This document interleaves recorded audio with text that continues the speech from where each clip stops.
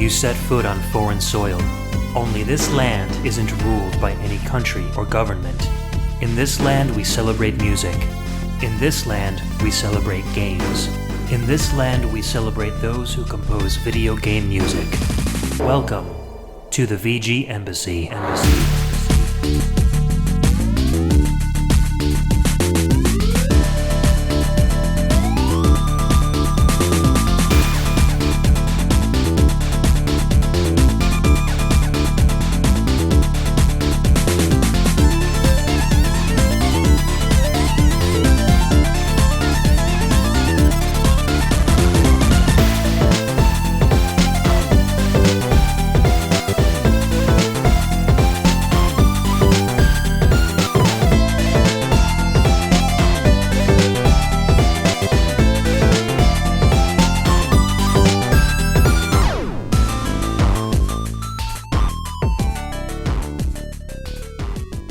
Welcome and thank you for tuning in to another episode of the VG Embassy. This is a show centered around video game music and the amazing online community of fans and podcasters that enjoy it.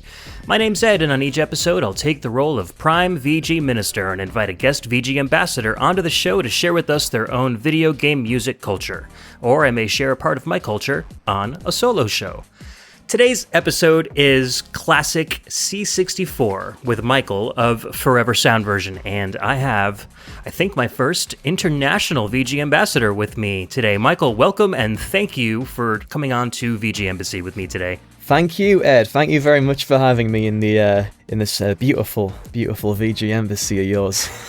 Yeah, it's I've been listening from day one, so it's a real honor to be with you on this fine evening. Awesome. And so for listeners who aren't familiar, Michael has his own BGM show as well. A fantastic podcast. I've been listening, like he said, I've been listening since the very beginning too. His is more of a solo affair, and you have guests on every once in a while, right? Where I'm always kind of with somebody on my shows. Yeah, it's a bit of an ad hoc arrangement, really. So I think it just about works out that half of my episodes are solo affairs where I absentmindedly deploy this bedtime voice for some reason, and then the other half have guests on board, sometimes remote like what we're doing here, other times they are there with me having a couple of drinks and talking about great video game music. That's the deal, really. So classics, deep cuts, yes, new school, old school, it's all fair game for me. I think of the show, it is like an amateur podcast, but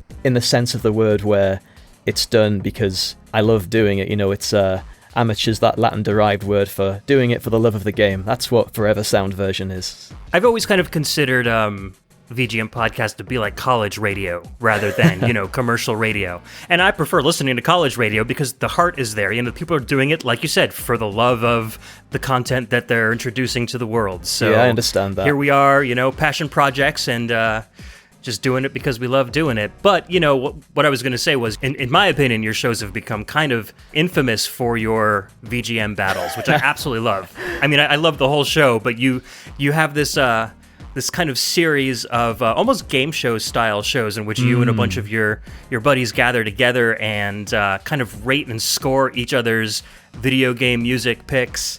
And your rules have I think they've got a little more complicated as you've gone on, right? Or at least the themes. It's always a joy to listen to. So I absolutely love those. Thank you very much, Ed. Yes, we have refined it somewhat over the last couple of installments. So originally it was kind of unruly. We'd all four of us would pick 3 tracks each, and we'd score each other at the end of each pick, and then whoever had the most points at the end of the whole show would go away with the trophy. And there is an actual trophy which I bought on the internet. These days we have categories, so it's chip music, Red Book audio, and then like a freestyle at the end, which is worth the most points, just to make it a little interesting. Don't want to get too stagnant. And it's a great variety for the listeners too. Yeah, something like that. So I'm going to be doing some more of those, seeing as though it seems to have captured quite a few imaginations among the VGM podcast community. So absolutely. I know Rob and Purnell from Rhythm and Pixels have been trying to figure out how to get their own kind of video game battle going too. Yeah. Everyone wants to get in on this thing, so maybe one day I can get over to the United States and we'll figure something out one way or another. That would be fantastic. So today's theme is Classic C64, so this is kind of piggybacking off of the Forever Sound version episode that you released on October 24th. And so on that episode, I was a guest on your show, and we did modern C64 games. Now, we haven't talked much about the C64 on VG Embassy, and it's not a computer system that was very popular here. You know, it was really overshadowed by DOS and all the Microsoft systems that were out around that time in the mid-'80s. It really caught on, I think, a lot more over in Europe and the UK where you are, Michael. So what was your experience with the C64 growing up? My initial experience, I was very, very young. So the story I always tell starts around 1991 at my granddad's house. After he retired from the coal mines in the northeast of England, he opened like a video rental shop, and he'd also have a little supply of various electronic bits and pieces, including computers and games consoles. So I originally had a ColecoVision when I was really small, and there is video evidence off a camcorder of me playing the Donkey Kong ColecoVision version. Oh, nice. That's cool. After that, he got a Commodore 64 in his upstairs like spare bedroom. So on a Sunday, after I'd had Sunday lunch with my family, I'd go upstairs and play some games on this beautiful bread bin-esque machine. And then a couple years later, you started getting things like the Sega Mega Drive, a PC, and so on and so forth. But part of me always missed that Commodore 64. And when I started getting really interested in game music and chip music, and like pixel art and things like that, as I got a bit older, I got my own pair of Commodore 64s. So there were two different kinds of SID chip in the Commodore 64, so I just had to have both, you know. And just rekindling my dormant love of the system.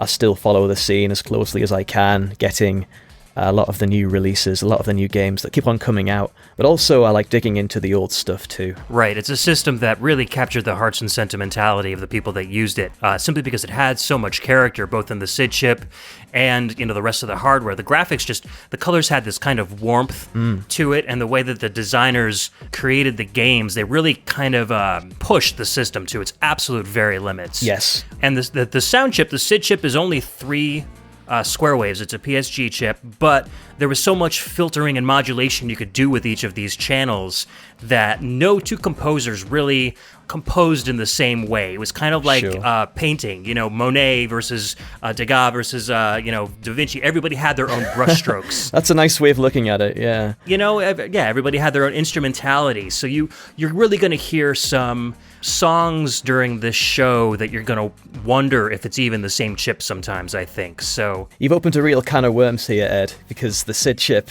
it's a real beast, right? As a matter of fact, it's has a number of strings to its bow, if you like, a number of waveforms, like triangle, sawtooth, pulse, noise, you know, and then there's all manner of other technical things it can do, as you alluded to, with the pulse, wave modulation, filtering, ring mod, hard sync. I mean, it's a fully fledged synthesizer, this thing. Right. So if you think of, say, the DX7 synthesizer is kind of like a YM2612 in the Mega Drive, I would say think of the SID chip as a Moog. You know, it's like a real tactile, organic, analog synthesizer, this thing. Right. Yeah, I was just going to say that it almost feels like it's being manipulated in real time by hands instead of just numbers. Yeah, you know? yeah. That's it. So I say we get right into the music. We'll kind of demonstrate some of this amazing sound the SID chip is capable of. And Michael, as my VG ambassador, you get first pick. So what would you like to play first for the show? Oh, great. Thank you. All right, well, I'm going to open my set with among the very first C64 tunes I ever heard whilst playing games at my granddad's house when I was very young, and by extension among the very first pieces of video game music I ever heard. This is subtune number 1. It is the title and also in-game music from Crackout, released in 1987. The composer is Ben Daglish.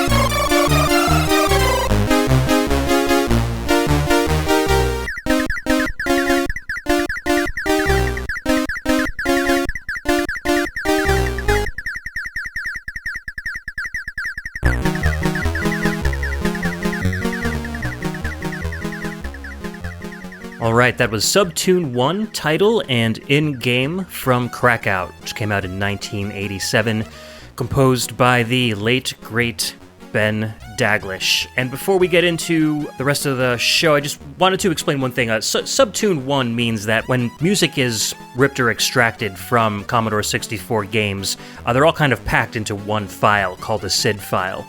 And so when you use a SID player to play these songs, you'll see multiple tracks pop up, even though it's one file. So when we say Subtune 1, Subtune 3, etc., that's just the number of track that you would play to get this particular song on the SID file. So a little technical information there for you. That's right. So, Michael, Crackout, why choose this one? And of course, I'd also like to talk a little bit about Ben Daglish, since he did recently depart us, unfortunately. Yes, this does seem timely in a very, very sad way. Yeah. He did die on the 1st of October of this year, 2018. I believe it was related to lung cancer. Mm-hmm. I had actually already decided upon selecting this track for this episode prior to that sad news breaking, and it did somewhat solidify my decision to keep it at the top of the show. Yeah, of course. So I just want to say, check out Henrik Andersson's recent tribute episode on his podcast Camouflage if you want to hear some more Commodore 64 music by Ben Daglish. It's a really nice, tasteful celebration of his artistry, so check that one out. This, like I say, it's among the very first Commodore 64 tunes I ever heard. The track is, as you heard, super energetic, and that kind of bleepy, scratchy, percussive sound at the top of the tune is among my favourite things ever to come out of a SID chip. Apparently some people find that a little bit annoying, but it's a very nostalgic sound for me. It just says, the early 90s, after dinner, sat upstairs in a musty smelling room with a joystick in my hand, just waiting to bat a ball around, which is what Crackout was all about. It was kind of a breakout clone. Okay. So you're controlling a bat and you're bouncing a ball off the bat and you're breaking these different coloured blocks, and there are various little monsters getting in your way or complicating things in various manners. Yeah, I still play Crackout just for a little quick knockabout, so to speak. And there's the rest of the soundtrack is kind of in the same ballpark. There are some a couple of tunes do some more interesting things in the bass voice, but this particular one is kind of the signature Crackout tune for myself, at least. I do like the simplicity of the tune. I think it's a really good introduction to the SID chip for people who haven't really heard much of it yet. But I got a very cartoony, kind of like I was telling you while we were listening to it, kind of a Looney Tunes feel. It's very kind of sing-songy and bouncy and cartoonish. Yeah. Very, very bright tones. You know, sometimes with the SID, other composers will have very kind of gritty and like deep. I don't know how to really explain it, but almost like you're listening to it like through a screen door, like I don't know how, like it's kind of diffusing the sound. But this one has more kind of solid tones to it. Sure. But it's good. It's a good bouncy tune for a nice simple game. You know, breakout clones are very easy to get into, pick up and play. That's right. When you don't want to get too mentally bogged down in some sort of a high adventure game or something like that. So this is a great song for that kind of a title. I think so too. Yes, it does. It's very buoyant, as you say.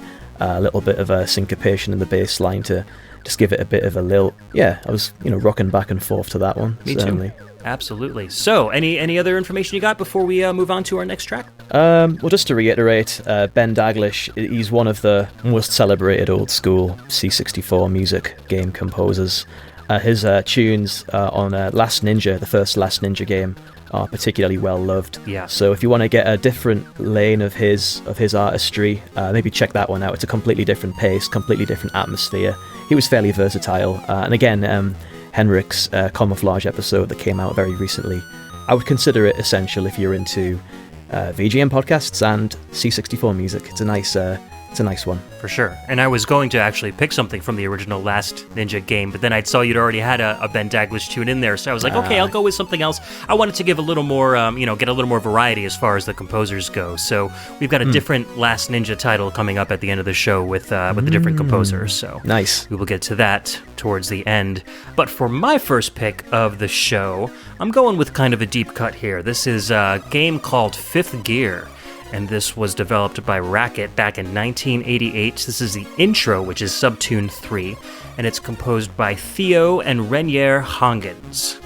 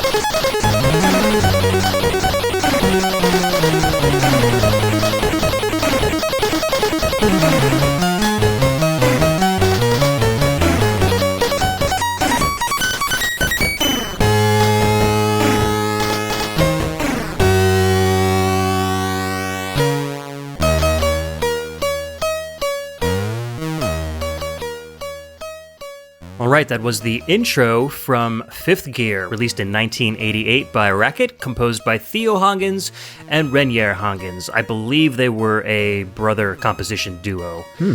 So this track, again, kind of like Crackout, it's kind of like a parallel. It starts off very simple, and then you get a little bit more complex as you go. I love how this song layers on different parts and kind of builds upon itself. It starts off with just one channel, dun dun dun dun dun, and then you get the bass, and then the extra kind of arps come in, and by the end of it, it kind of completely switches gears, to have a pun there, and you get this really nice kind of arp section with a little bit of soloing until it wraps back around to the beginning of the tune again. So I really enjoyed this one. Yeah, it's a decent one, and yeah, I think you're right about the way it builds. It's almost like you could call it a structural crescendo, right? Every new layer you add, it gets a little bit more heightened, well, in terms of volume, obviously, but also in terms of just the general intensity of it. And it's very, very 80s for me. Absolutely. By way of the drum sounds, particularly. That snare drum, that diving, doom, doom. It's just very, very heavy. You don't really hear too much of that kind of snare sound in contemporary C64 music, but maybe I should try and bring him back. I don't know.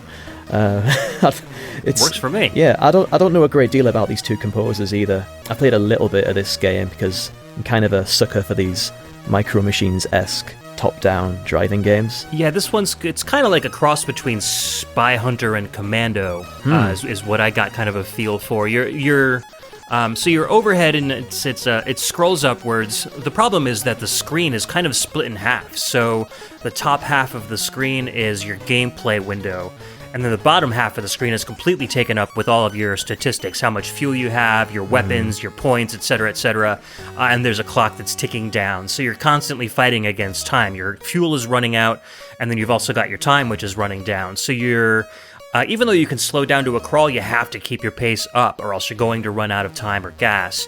and you kind of drive between different stores, and you can buy things at stores which are like weapons or improvements to your handling or your engine. And then you're kind of destroying enemies and navigating this kind of obstacle course as you're going up through the screen. The problem is your screen is so narrow and you're so close to the top of the screen that it's very hard to see what's coming up ahead of you. And then once you get to the end of the stage, you've got to turn around and then drive backwards, facing downward through the entire level all over again. So it's like it kind of doubles your fun, quote unquote fun, as you're going through it. So it can be a little frustrating. I did watch a long play on YouTube with a very experienced player who was just kind of, running through. I think this is one of those games that takes a lot of memorization to be able to play successfully, It's a shame, really, and there are quite a few games I can think of that do have that problem where it scrolls, but it doesn't scroll quickly enough or fairly enough to give you an idea of what's coming. I'm thinking of the C64 port of Alien Syndrome as well, actually. Oh, yeah. You can scarcely see what's coming at you at the side of the screen. And if only they'd been a little bit more savvy with that, it would have been a legitimately brilliant game. But alas, no. It's unfortunate with those ports. They try to make it look as good as possible because they want it to look good on the back of the box, so you pick it up. But then sometimes that translates into poor gameplay. So It's unfortunate. As far as the composers go, I couldn't find much about them except they did have some coding and graphics credits on another C64 game called Breakers, and that, like Crackout, actually is kind of a Breakout clone. So another one. And that was made by Radar Soft. This game itself, though, Fifth Gear, is extremely rare. There's only one known physical copy in existence, and I guess the actual ROM that's available online was leaked from one of the developers of the game. And there's a forum out there called The Games That Weren't. This is a site that kind of collects games that are either like this, extremely rare, or maybe prototypes, things that don't otherwise exist besides on the internet in some form. Sure. And so they put kind of a call out to the users to see if they could actually find a physical copy of Fifth Gear just to prove that it actually did have a retail release. And somebody found it. So I guess it did have a very, very limited release, maybe only in the neighborhood that it was programmed in, for all we know. Quite possibly. But, I'm having a quick look on the Commodore 64 database where a lot of the demo scene stuff is released, but also cracks, like cracks from the 80s and 90s and so on. And I'm seeing there are quite a few releases of this, so I suspect there were a lot more pirated floppy disks of this game than there were legitimate ones. I mean, it's been cracked by so many. I'm seeing the Scouse cracking group, which I assume is a Liverpudlian team, did this, and that's really funny. But yeah, a lot of cracks for this, so I guess maybe not a commercial success by the sounds of things, but certainly got some people's notice. All of those cracks might be stemming from one floppy disk that somebody happened to have in their collection, Oh, could this be link jobs? Yeah, exactly. So it's good. It's a neat game to check out, especially for the music. The gameplay itself doesn't have any music; it's just the sound of your car's engine. But then once you get into the shops, there are these cute little ditties that play, kind of like shopping music, while you're searching for your right weapon or your car upgrade. So it's fun to listen to those little ditties and then, get back on the road and listen to the roar of your engine. So it has a nice little feel there. Yeah. So I'm pretty much all done with that. So what have you got coming up next? Coming up next, I have got a shoot 'em up type affair that I really love. This was a game published by the famous software house Psygnosis, but developed by DMA Design, who went on to become Rockstar North, who were developers of many modern classics like GTA 5 and Red Dead Redemption, games like that. So we're getting a really early title from that team, which I find pretty interesting. This particular version is released in 1990. The game is Blood Money for the C64, and I've selected the first subtune, which is the title music. The composer is Frederick Segerfalk. Pretty cool. Let's listen to a little piece of history.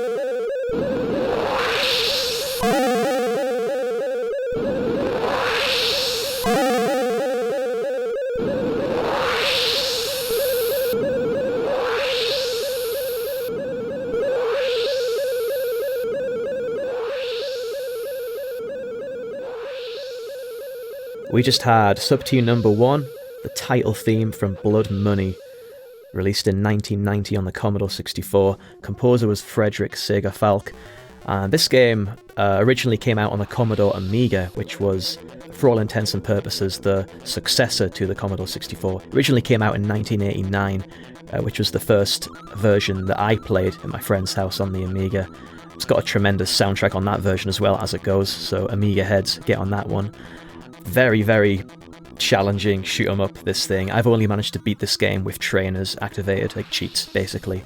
Yeah, it's got some interesting quirks. It's got a shop element in this game, a bit like, Sega's Fantasy Zone games? Yep. And kind of similar to Fifth Gear, too, where you're driving or going through a level and then you hit a shop and you can buy your upgrades and then continue on with your stage, yeah. That's true, yeah. But the principal reason I picked this, aside from the nostalgia of playing it at my friend's house, was this tune's got a really aggressive, synth-heavy, almost ravey quality to it, so obviously it's right up my street as far as VGM goes. I like how it shows off the SID's filtering and ring modulation capabilities and some of its effects. So the swooshing, that kind of sound is using the SID's filter, and some of the background kind of percussive sounds on one of the channels is like ring modulation, which sort of tethers one channel to another mathematically to make for a metallic sounding timbre. Really had to have something like that in my set tonight. So what do you make of this one, Ed? I loved it. You know, I was telling you that within the first 2 bars, I could already tell that it was some sort of sci-fi related game. It just had that kind of very futuristic feel. That constant humming bass line was amazing. Da da da da da da da da da over and over again. Relentless. And some of the effects just reminded me of like horror or like sci-fi horror trailers. Trailer sound effects nowadays will have when there's a suspenseful or a thrilling part of the trailer, you'll get a piece of music that kind of repeats, and it's almost like they turn the input or the gain up and it just starts getting more raspy and that's kind of like how parts of this song felt, where the ring modulation would come in and just kind of distort the entire song and then bring it back to its normal status again. So pieces felt really, really cool. It almost felt like it was before its time in places. Yeah, I can hear that. I suppose it was kind of a little bit of a late comer for that first wave of C64 releases, but nevertheless, they weren't exactly using super sophisticated cross-platform music tools there. Right. So I'm kind of impressed at like some of the effects on this thing. The sort of polish on the music reflects the polish of the graphics, I think. It's a nice-looking game, isn't it? For sure. I've noticed a lot of moving parts, and there weren't very many colors on screen, but what they did use, they used very, very well. So different shades of the same color to kind of help you differentiate your bullets from your enemies, from your weapons, which is always great in a shoot-'em-up, especially one that is on a system with a limited color palette, because many times, just from shoddy graphics design, you end up having bullets blending into the backgrounds, or your power-ups the same color as the bullets, and it gets very difficult to differentiate from one from the other. But this was very skillfully done. I could recognize everything that was going on the screen at a glimpse, and that's a big part of shoot-'em-ups for me, because my eyes are darting around the screen. I need to be able to tell what's what immediately. So this one did that very, very well. This game's hard enough as it is, without having to worry about things, bullets looking at enemies or whatever. So it's crucial that it looks the way that it does. Absolutely. So let's move on to my next pick. This is coincidentally another shoot-'em-up called Catalysp. Wow, that's hard to say. Yeah, Catalysp. Something like that. And this one is a kind of a latecomer. It's almost at the end of what I would call the retro C64 game lineage, and moving a little bit towards the modern stuff. This came out in 1993 from Genius. This is the Game Over tune, which is Subtune 5, composed by Michael Chogel and Andrea Pompili.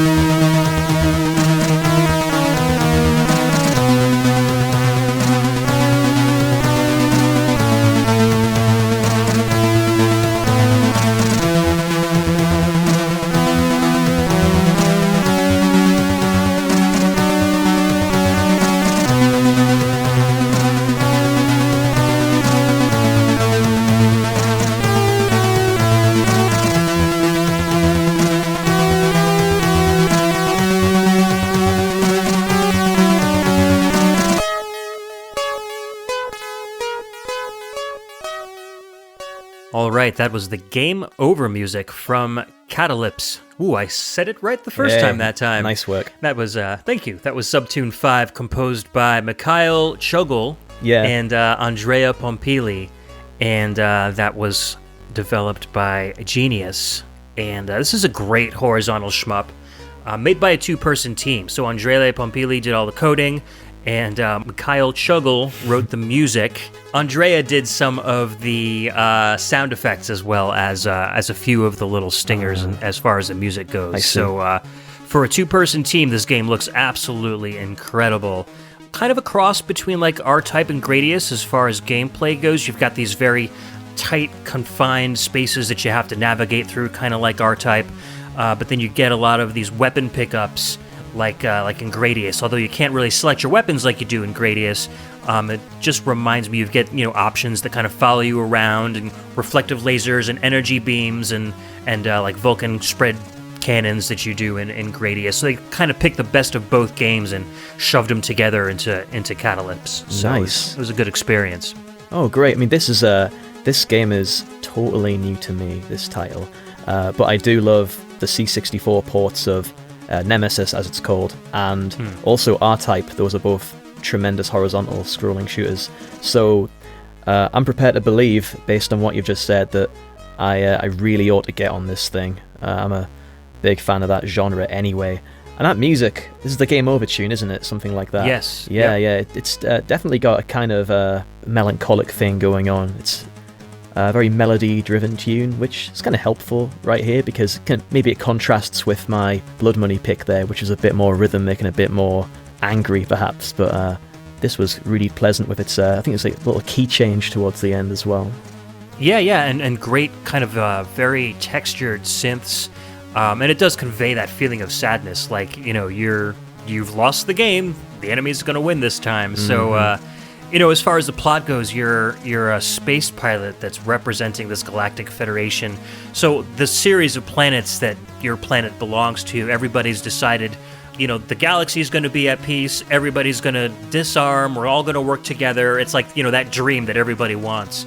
But there's this one stupid planet called Clio, and they've decided, nope, we're not going to lay our weapons down, we're going to make more weapons, and we're going to attack all you guys because now you guys have all disarmed. There's always one. So you get sent out as a representative of the Federation to wipe out the only armed planet left. So you're one ship against an entire planet, as most shoot-'em-ups go. Yeah. And and so that's your mission. And if you fail the mission, you get this song, and that pretty much means that Clio might end up taking over the entire galaxy. So the stakes are pretty high in this one. Yeah. Yeah, sure. What's the rest of the soundtrack like? Have you heard much else from this game? There are just a few tracks in this game, and they are more like Blood Money, so they're a little more upbeat, a little more dance kind of oriented. Got you. I like this one just because it had a lot of emotion. It kind of really grabbed me and tugged by my heartstrings a little bit. So although the rest of the soundtrack is definitely worth listening to as well. But I did hear the Blood Money, and I heard some of the other tracks that we picked, and I wanted to go with something that had a little more kind of melancholy feel to it, just to kind of explore that side of what the SID chip could do. I think we have to, really, because even persisting to this day in the C64 music scene, I do discern different approaches to composing of the C64. So you have more like showing off technical, dancey like kind of tunes, but then you also have the more traditional melody-driven affairs as well. And there's definitely a time and a place for both. I love all C64 music if it's written from the heart,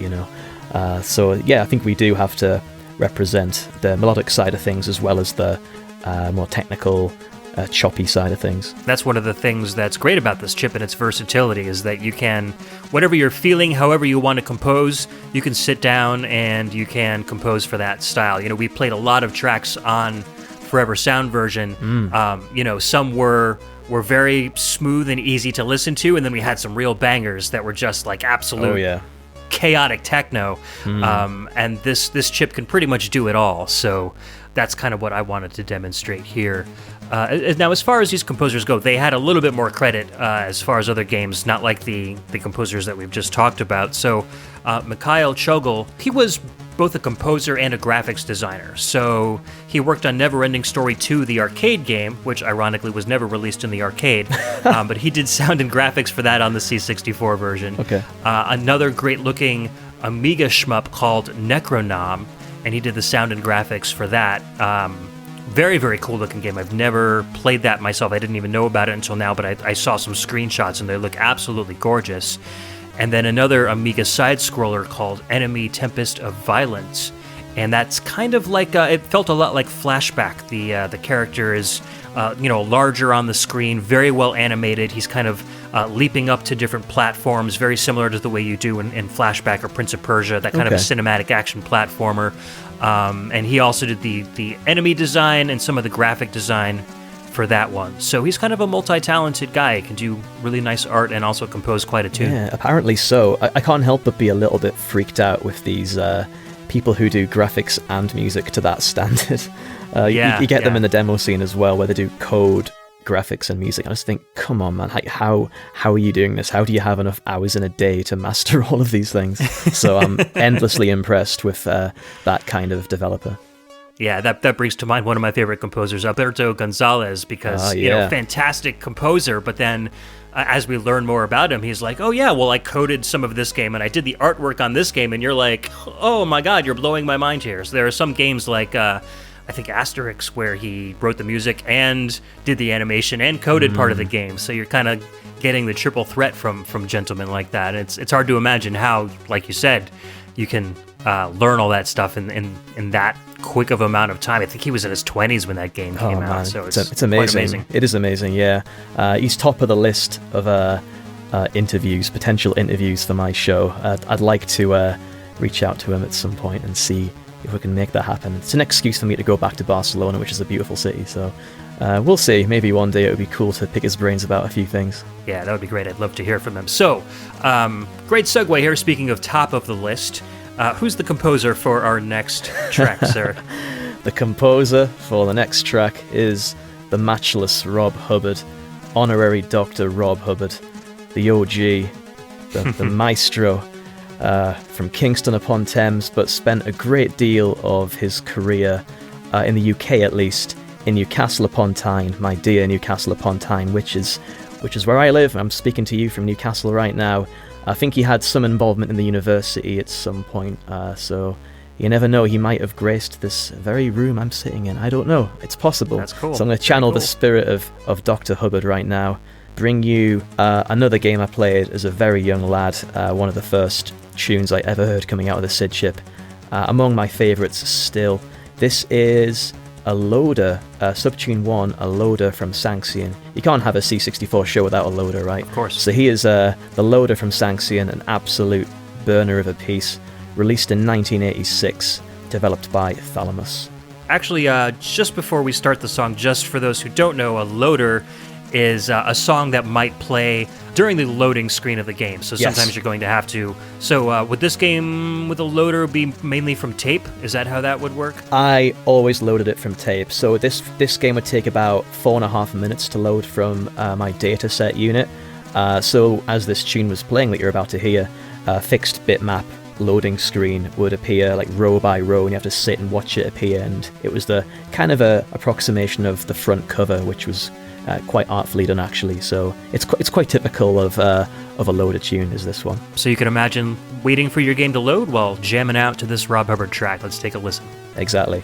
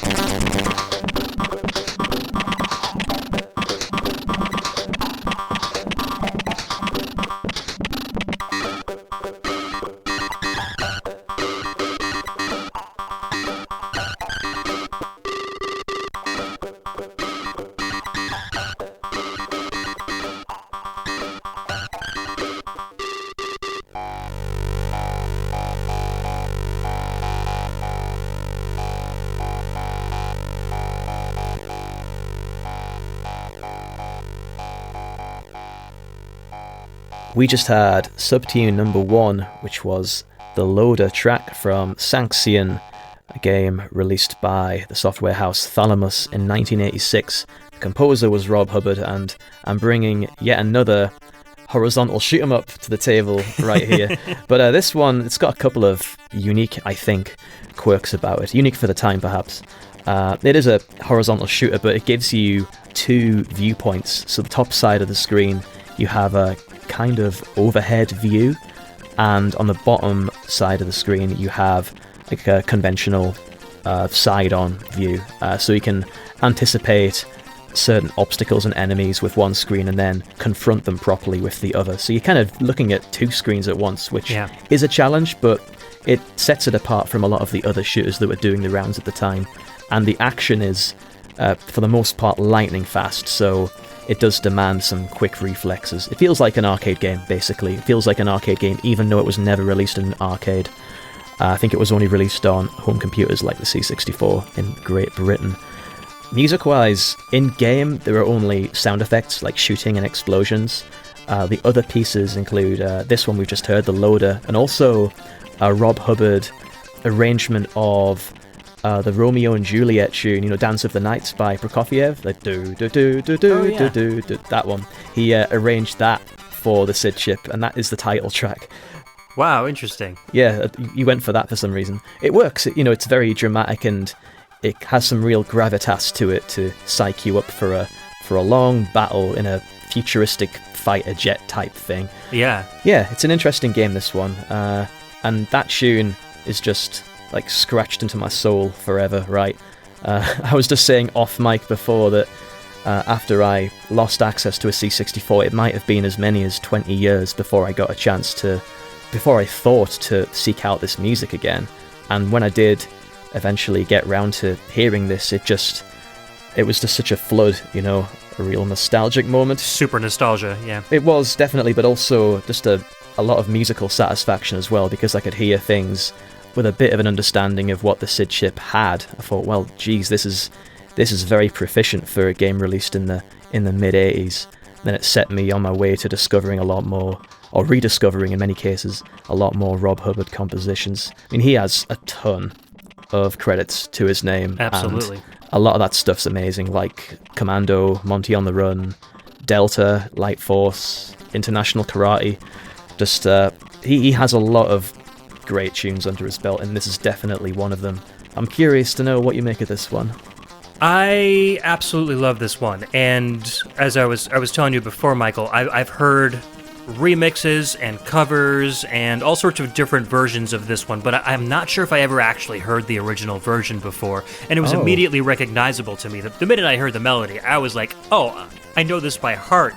I can almost sing it to myself without even having heard the original before. So, I mean, I've heard this remixed for keygens, and I've heard it remixed for, demo scenes, tracks, and intros, and crackdros. Mm-hmm. It's just one of those songs that I think it's kind of burned into the collective consciousness of a lot of the sceners that are out there. Definitely. This being a very popular game, this being the Loader, you're literally forced to sit there and listen to this track while the game loads. So even if you're not a big fan of it, the first time you hear it, it's going to grow on you. It's going to earworm its way into your brain. So I think that's kind of how it became such a kind of a culture icon for SID chip music. And by proxy, Rob Hubbard himself, just creating these songs that are so catchy, so well composed, that he became one of the most beloved composers to ever make chip music, I think, ever. He's right up there with the best. I think so. He's quite possibly the most famous and most celebrated British composer in the world of video game music, and justifiably so, I think, when you consider that his work inspired a generation of musicians to get busy with making tunes on machines like the C64 and the Amiga. What can I say? A good riff is a good riff right here. It's a real jackhammer of a riff, and I think it's this sort of material that convinced Electronic Arts over in the States to give him a job and have him compose for the Mega Drive and the SNES. Right. And that was my first introduction to him, was playing like Madden and NBA Live and a lot of those Electronic Arts sports games on my 16-bit systems. And then kind of seeing his name go across the screen and being like, hey, it's not a Japanese composer for once. That was the only real thing I could tell you about Rob Hubbard back then, was that he made some sports games music, not even having an inkling of the breadth of his career that, was over in Europe that I had no access to at that time. It's strange, isn't it? It is. So, this is a great game and a great track. I felt like when I was looking at this game that if I were to play it for a long time, I could almost kind of mentally attach that side-scrolling aspect and the overhead aspect together, almost build like a 3D image of the game in my mind to kind of parse what was going on. I feel like that's a really cool idea that needs to be explored a little bit more. It's possible. Nowadays, with polygonal graphics, you don't really need to do that, but it was a really cool concept for the time. Very, very innovative. Certainly. And Thalamus had some good form in making shooting games like that. I know Hunter's Moon is another popular one that got a reissue earlier this year, actually. So, these games still have legs. These are still good games to play. The good stuff lasts, I suppose. For sure. And speaking of lasting, our next track, Seamless, Ed. Seamless. In two ways, is both Last Ninja 3 and also a series that has lasted in the public consciousness for a long time. So this is Water from Last Ninja 3. This is Subtune 6 by another fantastic C64 composer, Rain Oahand.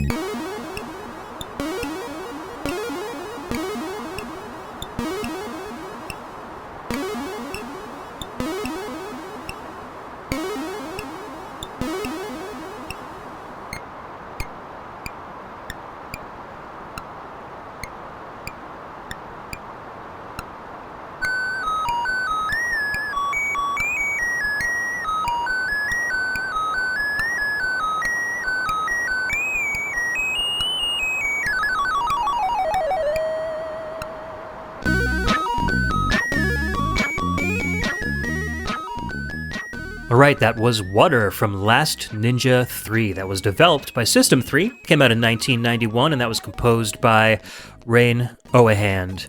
Very different sound for the SID compared to some of the other stuff we've listened to. Sure. It's not as textured and doesn't rely as much on a lot of the modulation, I think, that a lot of the other SID chip songs we've listened to so far have had. But still a fantastic track. This reminds me more of something that might be able to be done on like the NES. The instruments are a little bit more solid sounding and not so textured. And nice little tiny arps here and there like you might hear on the NES, but this felt more familiar to me in terms of what I used to listen to as a kid in video game music. But a great groove. It's got just kind of like a head nodding kind of a bass line and back and forth, very not dancey, but I guess just cool, I guess, is the best way I could describe it. What are your thoughts on this? I think, we'll just say it's grooving, shall we? It definitely grooves. It was interesting to hear your take on this as someone who cut his teeth on the NES music. I think it's really effective for how the individual instruments find their own space. Yeah, it's definitely polyrhythmic in spite of not all the instruments are rhythmic sounds. So each sound occupies its own space, and therefore the groove is especially tight, underpinned by that filtered bass sounding against the unusual snare on beats 2 and 4. Actually, it's like quite a hollow sounding thing. So that was you don't hear too many snares like that. Yeah, it was more of an NES style snare. I think that's one of the reasons why I kind of got familiar with why it felt familiar to me. I hear that, yeah. I really, really loved the chord progression on this that played out in the arpeggios, the fast arpeggios, very, very nicely composed. Yeah, this is a great pick, and the quality is quite typical of the composer, Owehand, who was briefly a member of the famous C64 music group Maniacs of Noise. Absolutely. Hero and Tell's crew. I don't think he was in that team for very long, from what I'm seeing right here, but yes, you don't get into that group if you don't know what you're doing. So right. He joined up and then basically almost immediately afterwards was hired on by System 3 to work on some of their games. So that's why he decided to leave. I don't know if Maniacs of Noise had a stipulation where if you're a professional composer, you can no longer be in Maniacs of Noise, because I know Hero and Tell and Thomas Mogensen and some of those guys also had professional songwriting credits in video games that were still considered members of Maniacs of Noise, so I'm not sure how that worked out. But me neither, but nevertheless, really, really good stuff. And Last Ninja 3, it was a big title. That series was no joke on the C64, although with that said, it's never been a series I've been able to fall in love with. I can appreciate that it looks really good, and I appreciate the depth of it, but I just find it very difficult to control, even though there are people who swear by that series. I've yet to really get to grips with it properly. I think it's one of those that you kind of have to learn to appreciate. It's got a bit of a learning curve, I think. It's an isometric action game, and for me, any 8-bit style isometric action game, especially those on the NES, like Solstice, I always had a very hard time getting my head around the perspective of the game and where obstacles are and enemies are in relation to my character, where I should be facing when I'm hitting them. So I think a lot of that kind of comes over into Last Ninja, and it's one of those things where you're either going to get it or you don't. Sure. And if you don't, it's going to take you a lot of work, and there's going to be a big learning curve before you can appreciate it. So So there were 3 games made. Well, there was 4 technically. So there's Last Ninja 2, and then 3, and then there was also Last Ninja Remix. Which was kind of like a remake of the first one.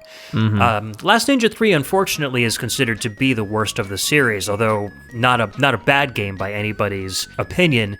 It was just made by a different team. So the first team was responsible for the first 2 games. They gathered most of the fandom, and then the third came out, and it just felt a little different. It wasn't what a lot of people were used to, and so they didn't appreciate it as much, unfortunately.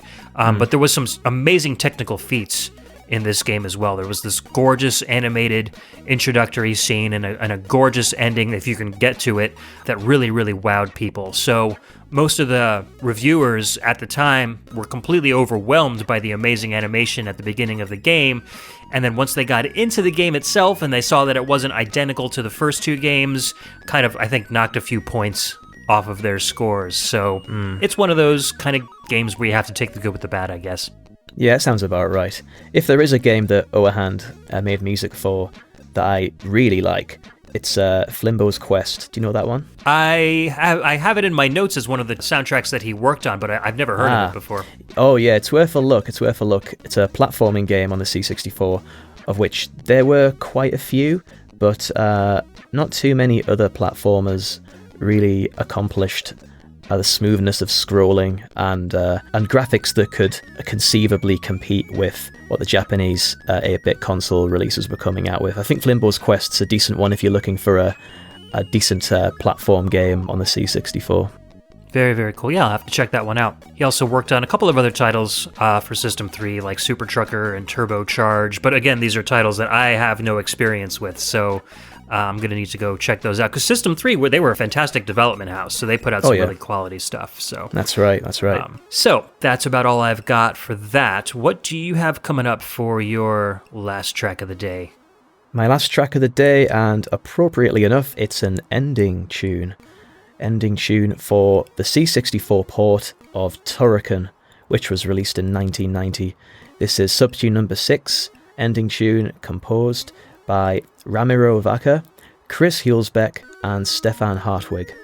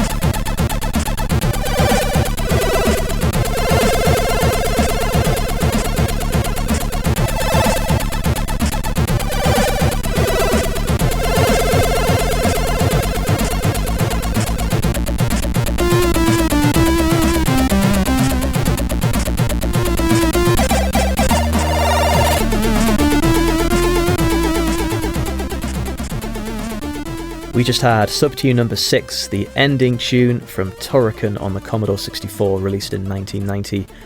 Ramiro Vaca, Chris Hulsbeck, and Stefan Hartwig, and we believe original tune by Hulsbeck, adapted for C64 by Ramiro Vaca. Is that correct? That sounds correct to me. At least that's what the High Voltage SID collection implies, and that's kind of like the authority on C64 music on the web right now. It is, yes. Absolutely. I mean, they've even got my tunes in there, so it must be fairly complete. But yeah, I love this one. I think it's a worthy reward for fighting your way through the bracing experience that is Turrican. A real masterpiece for my money. I mean, we were just saying off mic, they ported this game to a lot of systems. It showed up on Game Boy, NES, TurboGrafx 16, and then the home computers that I know and love, the C64. And this port really holds up as well. Really fantastic work by Rainbow Arts. This tune, I picked it because there's like an almost old school Cracktro-like quality to this one, in my opinion, with its chunky driving bass lines and that melody, the way it sweeps through the SID's pulse width modulation ability. That's very old school demo scene to me. Absolutely. But it suits the melody though. It gives it a little bit of bluster, if you know what I mean. You know, the chip really is singing right here. Yeah, it's funny that you're calling Hulsbeck's music crack scene like, when I think it's more like the demo scene or the cracking scene is more Hulsbeck like. You know, I think the inspiration probably went the other way, and most of those amateur composers really got their inspiration from guys like Hulsbeck and Rob Hubbard. They were kind of the grandfathers of this sound, and then were kind of matured and taken in a different direction by the sceners. That's fair enough. Yeah, that's fair enough. But I was just admitting my C64 noobishness to Michael that I didn't even know that Turrican existed on the C64, and then he tells me that there was a Turrican 2 on the C64. So now I'm definitely going to have to go and fire up my emulator and check these out. If you like Turrican, which I believe you do, I do. It's essential on the C64. It's very good, very very good game. Very cool. I have one of those analog Super Nintendo hardware FPGA emulators called the Super NT, and on that system comes embedded in the system the director's cut of Super Turrican. So basically, when they released Super Turrican on the SNES, they wanted it to be a 12 meg cart. And the company said, nope, we can only afford 8 megs for each cart. You know, we can't put out the full game. So they had to slice off a good 4 megs worth of data. And a whole 4 meg, like the entirety of Super Mario World, they had to cut out of the game. And back then that was a lot, I guess. Yeah, it was a couple of stages. It was some music. It was like a couple of bosses.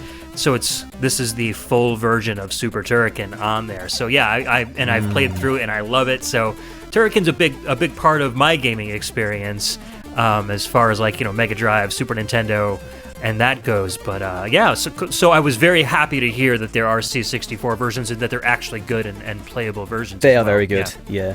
For me, the spiritual home of Turrican is probably always going to be the Commodore Amiga, but this is a faithful port. It's as faithful a port as you could ever hope for, really. I remember hearing that it was originally developed on the Mega Drive, but the Amiga version was released first, so everybody kind of considers that the original version, which is funny because the Mega Drive Genesis was actually the first. So, I see. But you know, I think as far as quality goes, there is some contention as to whether the Genesis Mega Drive version is better than the Amiga version, and I think there's so much contention that we should just kind of decide they're both good in their own rights. I don't really believe in. I don't insist on having a favourite of everything. Yeah, I mean, they're both great, and it's worth mentioning that the soundtrack for the Amiga version is absolutely stupendous from Chris Hulsbeck. It might be my favourite suite of compositions by the man. Yeah. So, I don't think I'm alone in that, though. Nope, not at all. It's one of his. I mean, it's pretty much what put him on the map, as far as I'm concerned. You know, and then after that, everything he released, you know, there was some press behind it, you know, this is a Chris Hulsbeck soundtrack, and people went out and sought it out. So very cool. So speaking of famous composers, my last pick of the day, and I had to do it because he is my composing god as far as things are concerned. This is the title theme from Gauntlet 3, Subtune 1. And this is composed by the brothers Tim and Jeff Fallen. Let's take a listen, and we'll be right back. All right.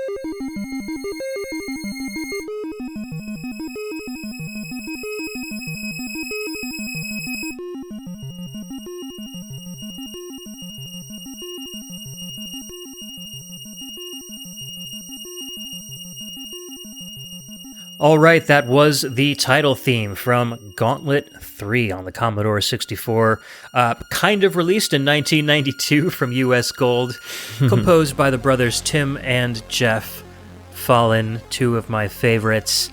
Again, so this is another Sid song in the hand of a master. Tim Fallon's ability to create instruments with the driver that he helped write, along with Stephen Ruddy, was just phenomenal. And as soon as that violin sweep comes in at the beginning, you know it's a violin, and it's not always possible to kind of identify real life instruments with SID channels at times. For most composers, it just sounds like video game music.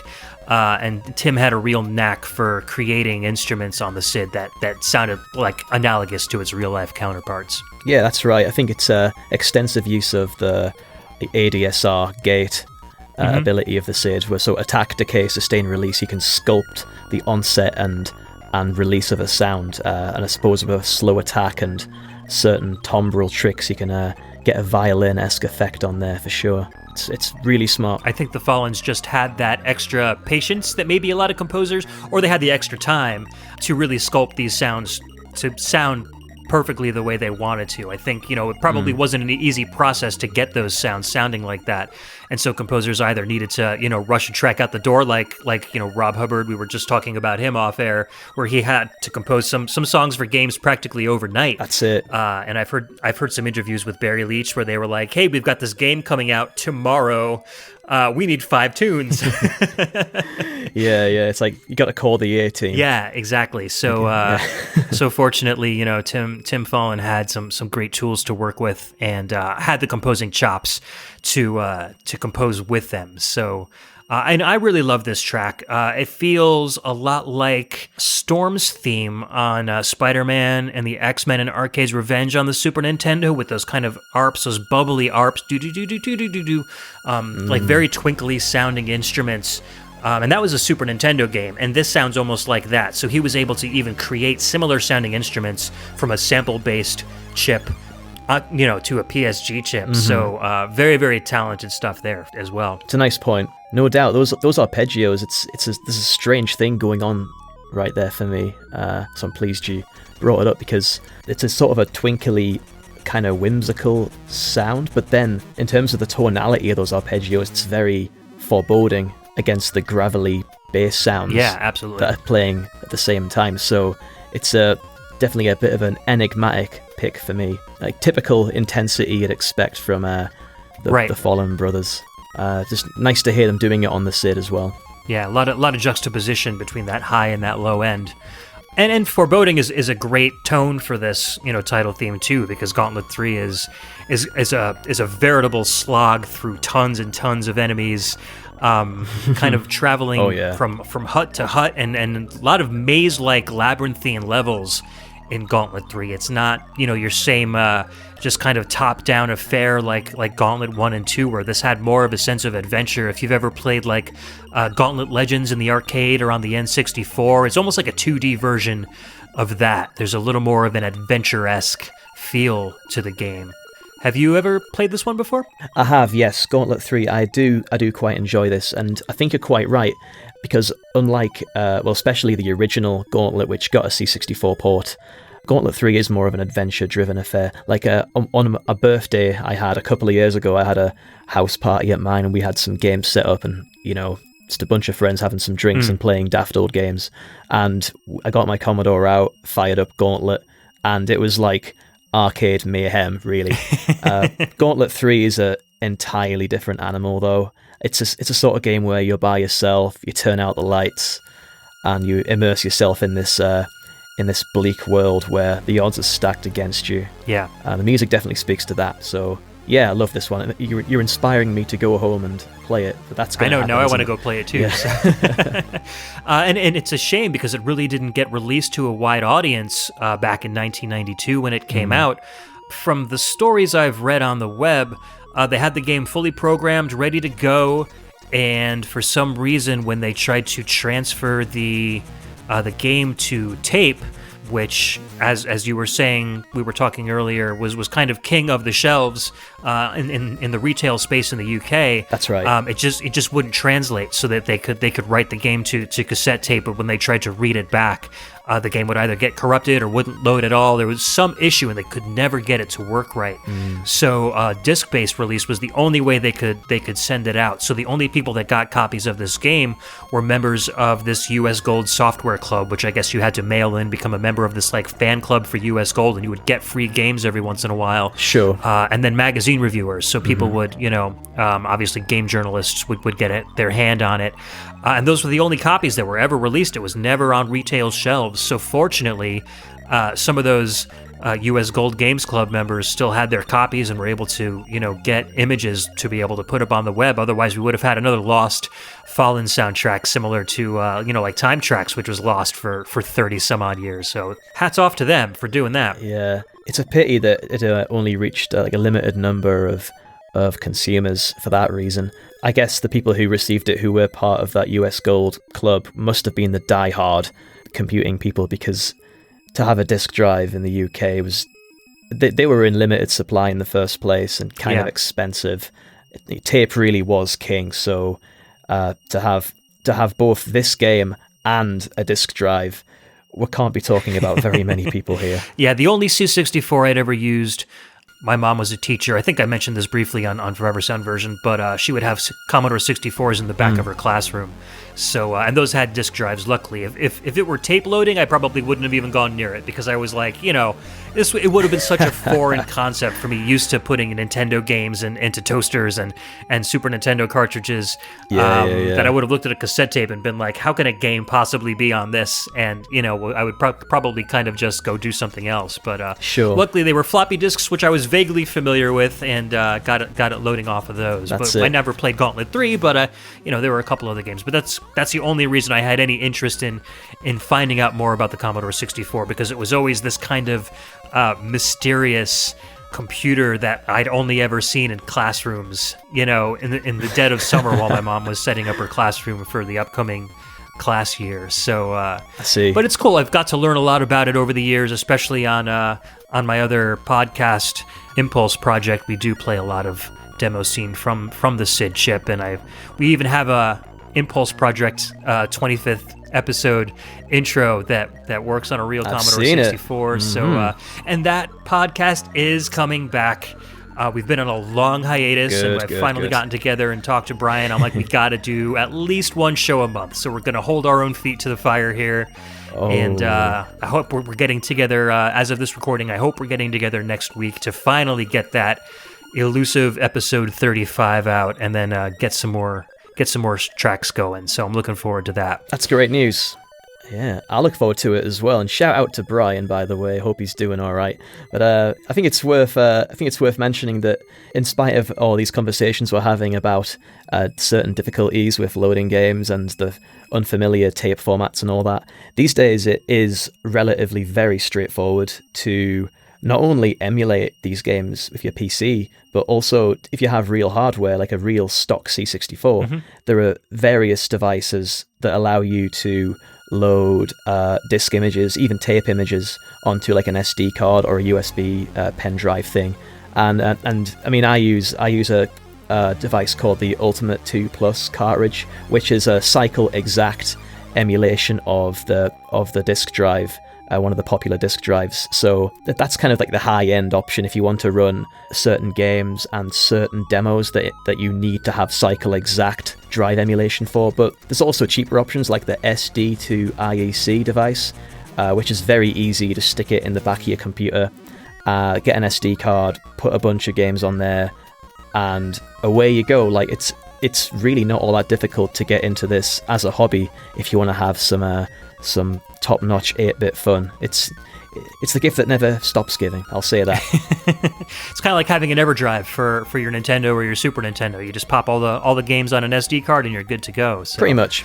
Fantastic. That's good to hear. I mean, I use Vice, which is a fantastic Commodore 64 emulator for Windows, and you get your disked images, and you can basically just open up the emulator, drag and drop a disk image right onto the emulator, and the game just starts up automatically. So it's really easy to kind of get into playing these games without having to know. So if you want to get some Commodore 64 gaming going and you're kind of scared as to where to start, there are good tutorials on YouTube about how to use Vice and how to get some of these disk images, and it's really not that hard to do it. So don't be afraid if you want to play some Commodore 64 games. Just email me.